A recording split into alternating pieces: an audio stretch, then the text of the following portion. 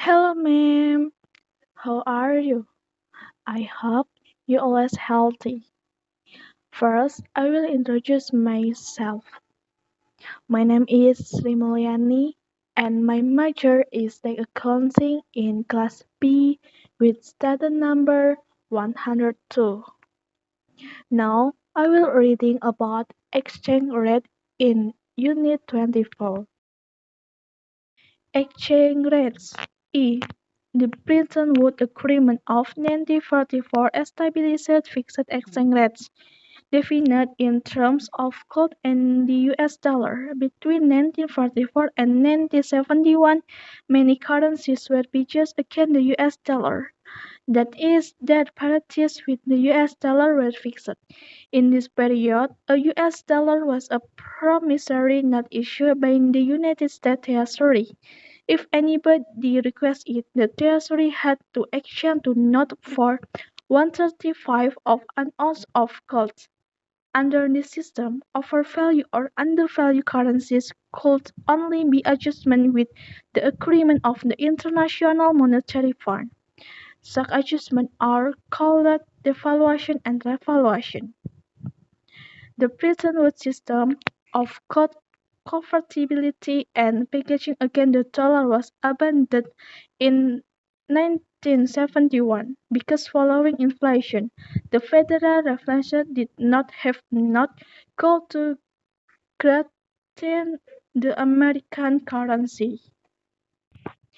B. Gold convertibility was replaced by a system of floating exchange rates.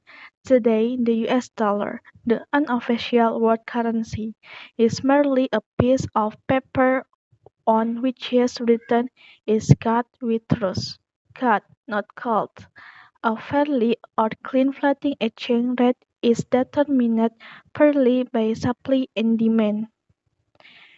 Theoretically, in the absence of speculation, exchange rates should reflect purchasing power parity, the cost of given selection of goods and services in different countries. Proponents of floating exchange rates, such as Milton Friedman, argue the currency would automatically establish stable exchange rate which would reflect economic realities more precisely than calculations by central bank officials. Yet they underestimate the impact of speculation, and the fact that companies and investors frequently follow short-term money market trends even if these are contrary to the theory of long-term interest. C. In the late 1970s and early 1980s, the American, British, and other governments deregulated their financial system and abolished all exchange controls. Residents in these countries are now able to exchange any amount of their currency for any other convertible currency. This has led to the current situation in which 95% of the world's currency transactions are unrelated to transactions in goods but are purely speculative. Enormous amounts of money move around the world, causing high interest rates or capital gains as investors, including rich individuals, companies, and pension funds, seek to maximize the value of their assets. In London alone, in the late 1970s, over $300 billion worth of currency was traded on an average day, the equivalent of about 30% of the value of the goods Britannia produced each year. Banks, of course, make a profit from the spread between a currency's buying and selling price. The few governments, however, leave exchange rates wholly at the mercy of market forces. Most of them attempt to influence the level of shared currency when necessary. Managed or 30 floating exchange rates are more common than free floating ones. For example, in the 1980s, more Western Europe governments joined the EMS, European Monetary System, which established parities between member currencies. There was also an exchange rate mechanism ERM if the rate diverged by more than plus or minus 2 and 1/4% for the central parity. Central bank has to intervene in exchange markets, buying or selling, in order to increase or decrease the value of the currency. Yet, international speculators can be more powerful than governments. For example, on a single day in September 1992, the Bank of England lost £5 billion in a hopeless attempt to support the pound sterling. For weeks, all the world financial institutions and rich individuals have been selling their bonds.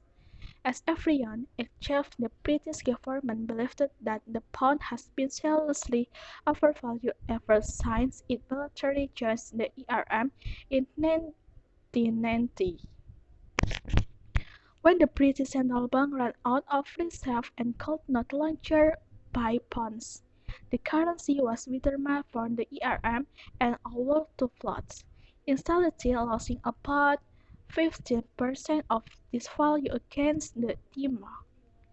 The next year, speculators attacked five other European currencies, and the European monetary system was suspended. It was later reintroduced as a loose form.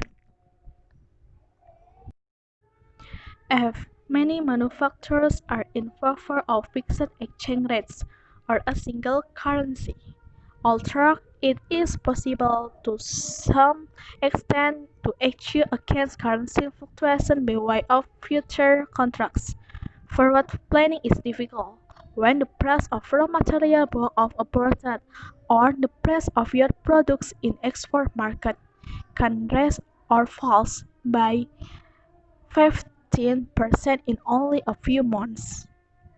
Signed exchange control where applies currencies including the US dollar and the pound sterling have in turn appreciated by up to 100% and depreciated by more than 15% against the currencies of major trading partners. G. Pressure from industrialists and government led to the introduction of the euro.